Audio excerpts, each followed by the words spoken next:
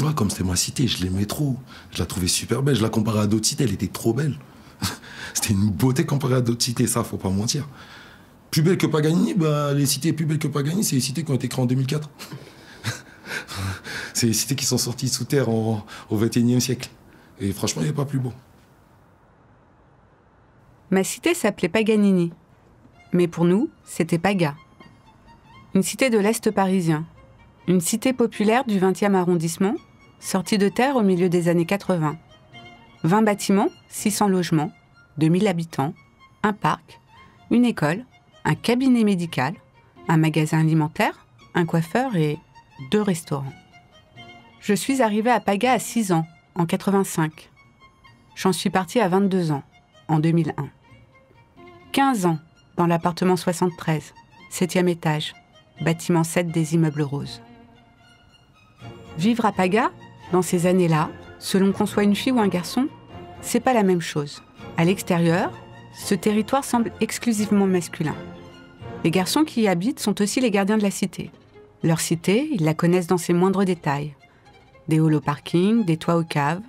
Ils l'occupent, ils la squattent, ils la défendent, ils se battent pour elle, ils la malmènent, mais surtout, ils l'aiment profondément.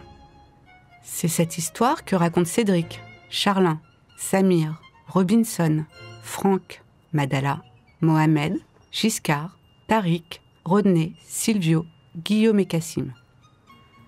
Pendant 9 épisodes, ils évoquent l'arrivée, l'amitié, la mixité, la délinquance, mais aussi la guerre des clans, la chariance, les filles, le démantèlement et, pour finir, l'héritage de cette expérience commune. Il y a 35 ans, ils étaient des enfants, les premiers habitants de Paganini.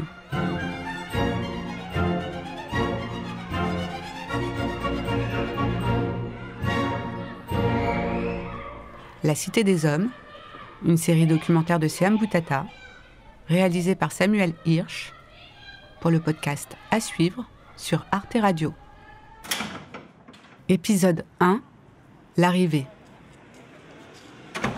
Je suis arrivé dans la cité en 1984.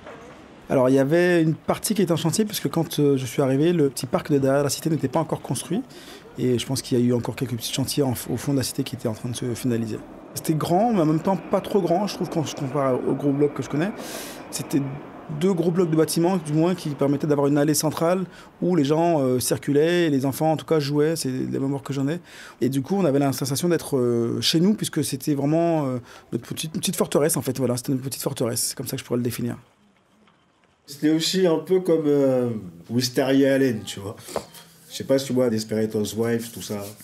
Tu vois, ils vivent dans une sorte de rue où les maisons sont les unes en face de l'autre, et il y a une grande allée. Et ben nous, c'était un peu ça. Les immeubles étaient les uns en face des autres, il y avait une grande allée, il y avait un peu d'herbe à l'époque. C'était une cité ouverte. D'un côté, je me souviens qu'il y avait les rails, qui sont toujours là d'ailleurs, et de l'autre côté, tu as le boulevard. Mais que, à l'époque, en tout cas, quand tu étais dans la cité, tu pouvais oublier qu'il y avait un boulevard à côté. La vie se faisait vraiment dans la cité, quoi. Dans ma tête, en tout cas, on était comme une grande famille communautaire, pas comme des hippies, parce que, voilà. On avait un AZ, c'était le magasin alimentaire qui était juste collé à la cité. Il y avait même un restaurant chinois. Les cuisines donnaient dans la cité et nous, on venait acheter notre bouffe. Et il y avait un restaurant italien, il y avait le médecin qui était à côté, il y avait vraiment tout. Donc en soi, on pouvait vivre dans la cité sans même avoir à sortir de la cité. Ouais, un petit village, quoi. C'est une résidence avec une voie piétonne.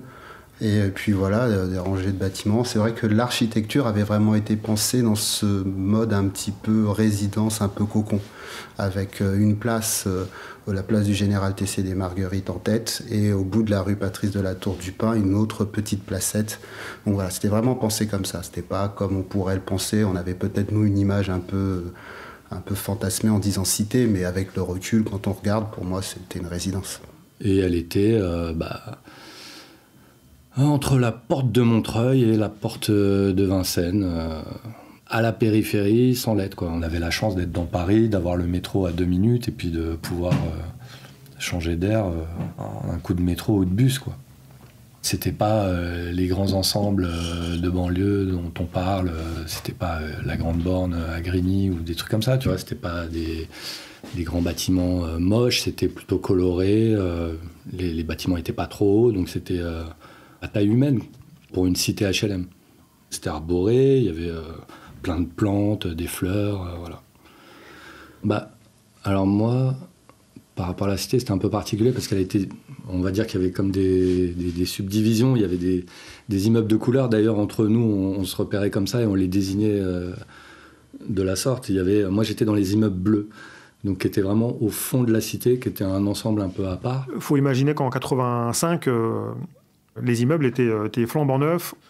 On avait un petit 2 pièces dans le 13e avec ma mère et mon petit frère, dans de l'ancien. Pas d'ascenseur, pas de baignoire, pas d'insonorisation. Et là, on arrivait dans un truc où il y avait des murs épais, un ascenseur qui montait super vite. Je me rappelle qu'il me faisait presque un peu un petit haut-le-cœur quand on montait. J'habitais au 9e, mais ça m'a toujours surpris, ça. On avait du double vitrage, on avait une gardienne, on avait un 4 pièces, une baignoire et 2 douches, un vide ordure et tout. C'était... Maintenant, ça peut paraître quelque chose de normal. Mais pour moi, à l'époque, je suis arrivé dans un château. Et ça sentait bon, c'était propre, il n'y avait pas de... On était vraiment heureux, en fait. J'étais content parce que j'étais dans un appartement qui était neuf, parce qu'on était les premiers habitants de cette cité. Voilà, j'habitais avec ma mère et ma sœur à l'époque dans un 3 pièces, donc je crois 63 mètres carrés. On avait 2 chambres, c'était un grand 3 pièces. Mais du coup, une fois de plus, comme tout était neuf, c'était assez confortable. On habitait au rez-de-chaussée. J'étais à 1 minute chrono de mon école. C'est-à-dire, je sortais de chez moi, je traversais et j'étais dans l'école qui était vraiment collée quasiment à mon immeuble. Donc c'était aussi un confort supplémentaire et je pense aussi qu'il a rassuré ma mère qu'on n'ait pas allé traverser les rues, etc., quoi. Et on sentait qu'on était les premiers. C'est comme quand on a un jouet ou une nouvelle voiture. Il y avait ce côté un peu excitant de découvrir. L'école était toute neuve, le parc à côté qui était tout neuf aussi. Donc il y avait ce côté de découverte qui était sympa. Plein de gens arrivaient d'endroits différents et on commençait à peupler un endroit de vie, quoi.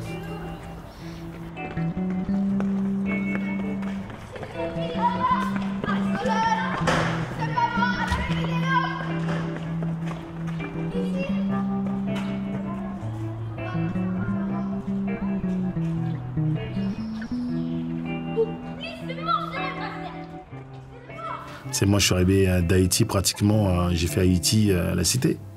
Quand je suis arrivé à la Cité, il n'y avait pas de béton au sol. Je pense qu'on est tous arrivés au même moment et c'est pour ça qu'on a ce lien. Parce que quand tu déménages, la plupart du temps, tu déménages, mais tu arrives dans un endroit déjà habité. Ça veut dire qu'il y a déjà une certaine relation, il y a déjà des amis qui se sont formés, il y a des groupes qui se sont formés. Quand nous, on est arrivés, personne ne se connaissait. Donc je pense que le lien vient aussi de là. On n'était que des enfants, on avait tous le même âge, avec le même état d'esprit, tous des immigrés. Pour moi, on était tous français. On avait des couleurs différentes, mais par contre, on était tous pareils.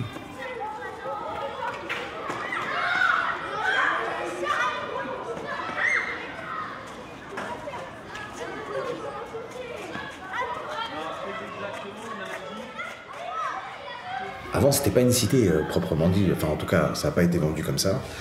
Et au début, c'était même une espèce de petit village assez sympa. Et je crois qu'en l'espace de 3, 4, 5 ans, donc dès que je suis arrivé à l'âge de 8, 10 ans, on commençait à avoir ce qu'on peut appeler une cité. Avec des personnes de différentes origines, c'est pas le souci, au contraire même. Mais le truc où il y avait un niveau social qui était relativement bas. Moi, limite, je faisais partie des bourges de la cité, au début en tout cas. Parce que je me rappelle, mon père m'avait acheté une espèce de petite moto électrique quand j'avais 5 ans et les autres devenaient fous, alors on la descendait tout le temps et puis on faisait des tours avec ça et je voyais qu'il y avait un petit décalage entre ce que moi je connaissais à la maison et puis ce que les autres avaient à la maison. Je me rappelle d'une espèce de grande cour de récréation où tous les enfants étaient ensemble, jouaient ensemble par tranche d'âge. Donc il y avait des groupes d'enfants.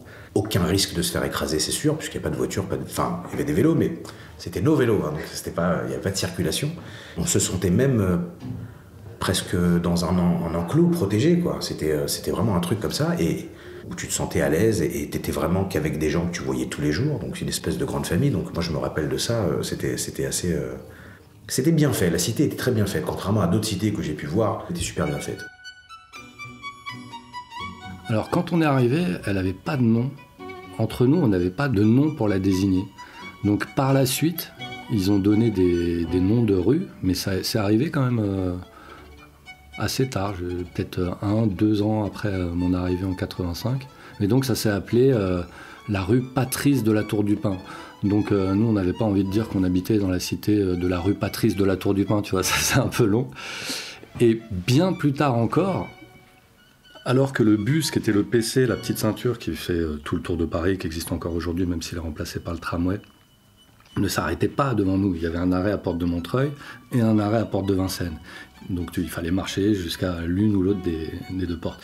Et donc, à un moment, ils se sont décidés à mettre un arrêt de bus à cet endroit-là, qu'ils ont appelé Paganini.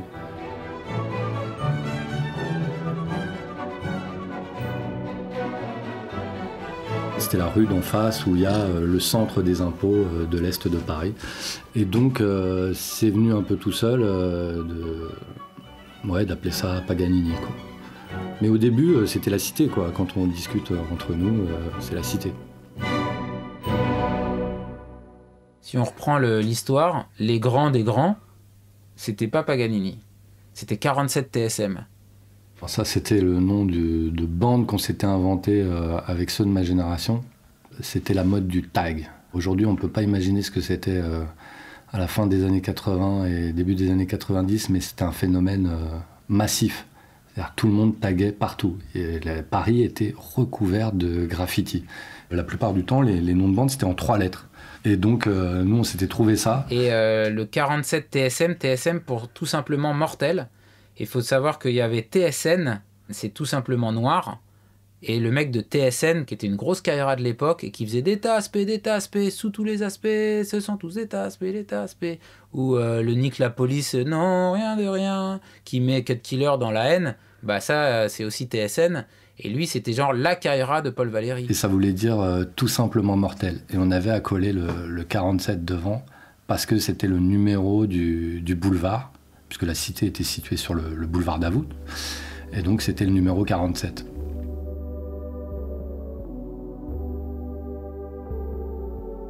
Cité, ça a ce côté fermé aussi. Ça a ce côté, quand on est dans une cité, on est dans un endroit clos. C'est un endroit, mais ça vit. C'est quelque chose qui protège, mais c'est en même temps quelque chose dans lequel on est exposé. D'un côté, c'est la jungle, mais d'un côté, c'est le refuge. Il y a un peu tout ça, quoi.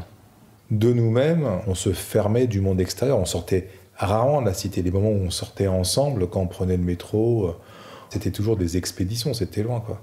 Et quand on sortait ensemble, on devait être des caricatures de petits jeunes de cité qui sortaient, qui ne savaient pas se tenir, parce qu'ils voyaient plein de trucs de nouveaux, les gens vivre normalement dans Paris, qui ne nous ressemblaient pas et à qui on ne ressemblait pas.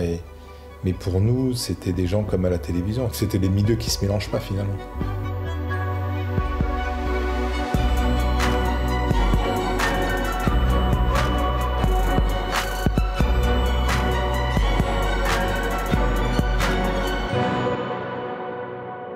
À suivre sur arteradio.com.